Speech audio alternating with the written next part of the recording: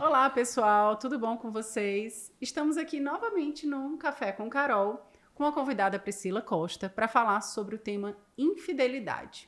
Eu vou pedir agora para a Pri se apresentar um pouquinho para vocês, para que vocês conheçam um pouquinho sobre a trajetória dela e a gente conversar sobre essa temática que tanto instiga aí grandes discussões. Oi, Carol, obrigada pelo convite. Estou muito feliz de estar aqui e me apresentando, né? Eu sou psicóloga, sou psicodramatista, sou terapeuta de casais, me formei com você. Né? Foi um aprendizado extremamente importante, extremamente valioso e que até hoje eu sigo no consultório. Além disso, sou terapeuta sexual, tenho algumas formações na área, fiz curso sobre compulsão sexual, sobre amor patológico, né? Então, os meus estudos eles seguem nessa linha, articulando saúde mental e relacionamentos amorosos, porque eles podem ser fonte de muito sofrimento e também fonte de adoecimentos gravíssimos. Né? E essa temática infidelidade ela aparece bastante no consultório, né? Talvez seja o mais frequente, né? Que faz com que as pessoas venham. E quando não é o que traz, mas a gente vai conversar com o casal sobre a trajetória deles, em algum momento é muito comum que tenha acontecido uma traição, um envolvimento, né? Um relacionamento extraconjugal. É, e aí a minha pergunta para você, né? A pergunta de US$ 1 milhão, né? É, Priscila, o que que leva uma pessoa a ser infiel, né? Porque assim, né, o que a gente observa que o conceito de amor verdadeiro tem muito a ver com exclusividade e com o eterno, né, o felizes para sempre, né? Sim. Exclusividade e o felizes para sempre, né, são dois fatores que são muito importantes para a gente definir o que é um amor verdadeiro. Ainda temos muito Sim. isso na nossa sociedade, né? Então, assim, a pergunta de US$ 1 milhão, né? O que leva uma pessoa a ser infiel? Na tua percepção, né? Na tua experiência enquanto psicoterapeuta de casal, nas tuas leituras, nos teus estudos sobre essa temática, né? Os fatores que fazem com que as pessoas sejam infiéis são os mais variados possíveis. Eles podem ser desde o apaixonamento, que acontece ali espontaneamente por alguém próximo, do trabalho, um lugar ali em comum, como também já existia uma insatisfação sexual no relacionamento, distanciamento, né, que acontece naturalmente nas relações. Eu Né? acho interessante, você falou isso sobre relação com colegas de trabalho, né? Pela convivência e tudo, né? E aí é interessante porque nem sempre existe uma insatisfação na relação original, né? E acaba acontecendo uma infidelidade, né? E muitas pessoas pensam que a infidelidade ela só acontece no momento em que a relação original não está bem, né? Não, né? Tem algum problema, né? E muitas vezes não precisa necessariamente ter um problema, né? Ou então não existe, na verdade, um grande problema, porque se relacionar sempre vai implicar em algum tipo de ajuste, algum tipo de insatisfação, né? Mas assim, não um grande problema que seria o causador, né? Tanto que não é à toa que as pessoas elas passam muito tempo angustiadas querendo descobrir o que foi que aconteceu, o que foi que causou, qual foi o grande motivo. E às vezes não tem. Aquela frase do aconteceu não quer dizer que aconteceu em um curto espaço de tempo, mas que foi acontecendo de uma forma que Espontânea. que a pessoa não foi notando que o sentimento estava crescendo.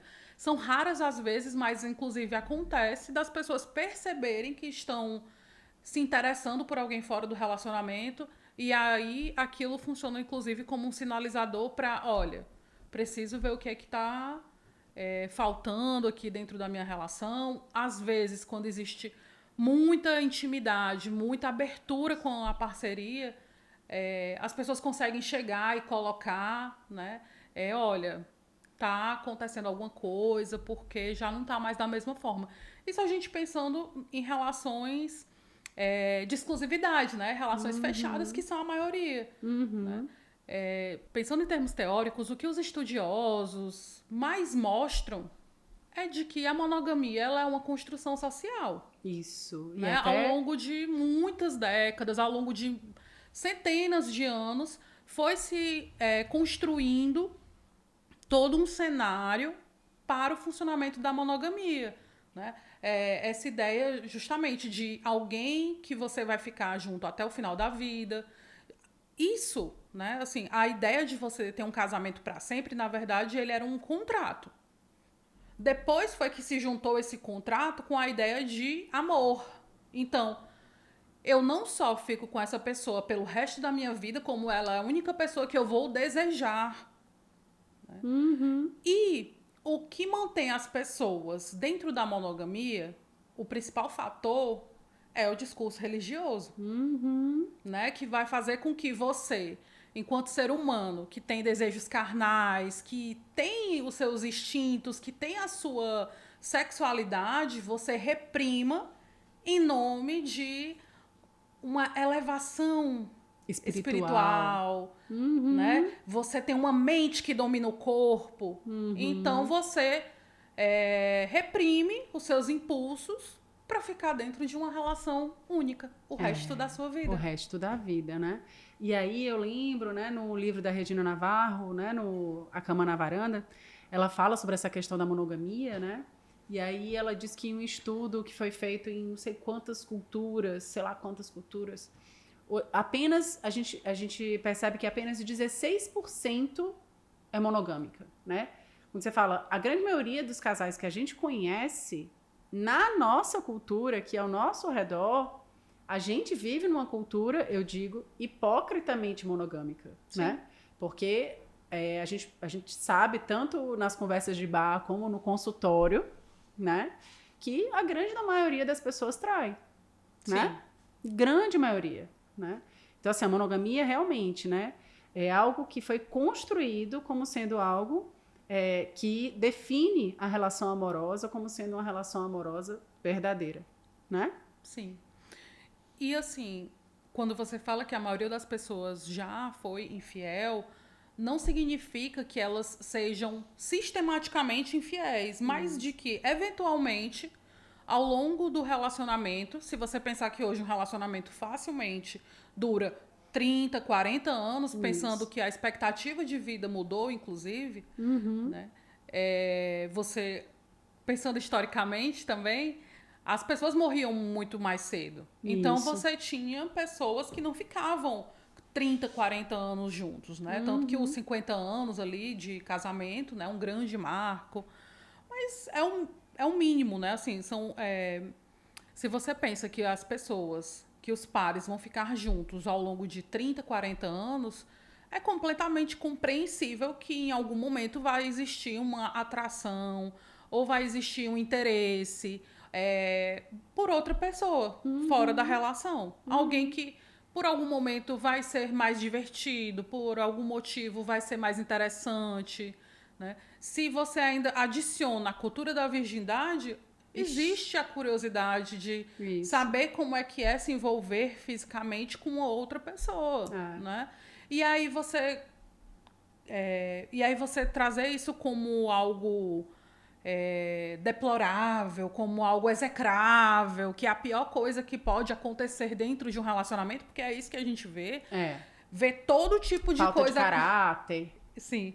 Vê todo tipo de coisa acontecendo dentro da relação, mas o que é a pior possibilidade possível é um envolvimento fora do relacionamento. Por quê? Pois é. Né? O Luiz Carlos Prado, né, ele coloca sobre as várias possibilidades de traição, né? E aí eu gosto muito dessa percepção dele, né? Porque ele fala, né? As traições em uma situação, por exemplo... eu não vou lembrar agora exatamente o nome que ele coloca para cada tipo de traição, né? Mas é aquelas traições que são bem esporádicas devido a uma bebedeira ou alguma coisa assim, né? Mas que é uma coisa bem pontual mesmo, né? Acidentais, que ele diz, né?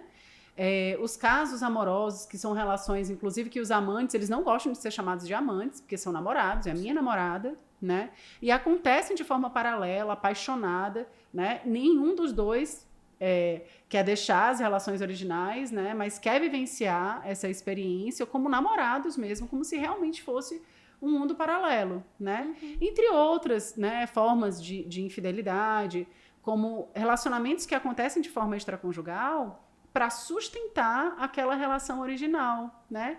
Às vezes alguém doente, às vezes questões financeiras, né? Que é impossível de finalizar aquela relação original. Às vezes um filho doente, que aquele casal não pode se deixar por algum motivo nesse sentido. E as relações extraconjugais, elas sustentam essa relação original. Eu acho muito interessante porque a maioria das pessoas coloca essa coisa da infidelidade como uma falta de caráter, né? É um mau caráter. Quem trai uma vez trai sempre, né? Ou, né, enfim, né, homens e mulheres que traem também, né? Antes a traição era vista muito mais como traição masculina, porque a mulher que traísse ia ser execrada. Até hoje ainda é, né?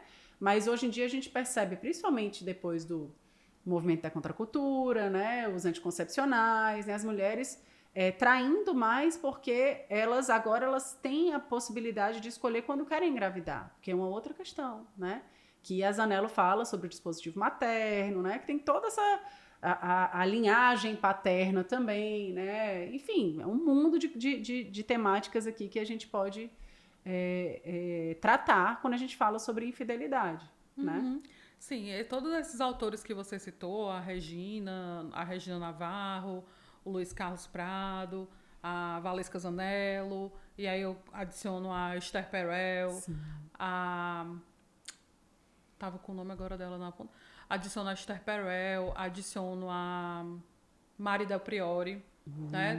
Todos eles trazem justamente esse contexto sócio-histórico em que as relações monogâmicas, elas são aquelas válidas, né? São as mais válidas, são as importantes, são as significativas.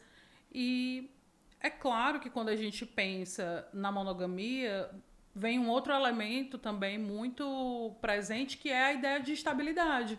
Né? A ideia de que se eu vou passar o restante da vida com aquela pessoa e somente ela comigo, isso traz uma certa segurança. Sim. Quando você pensa que afinidades intelectuais, que desejos sexuais, que atração pode ser compartilhado com outras pessoas, isso na verdade vem como uma ameaça para o relacionamento original.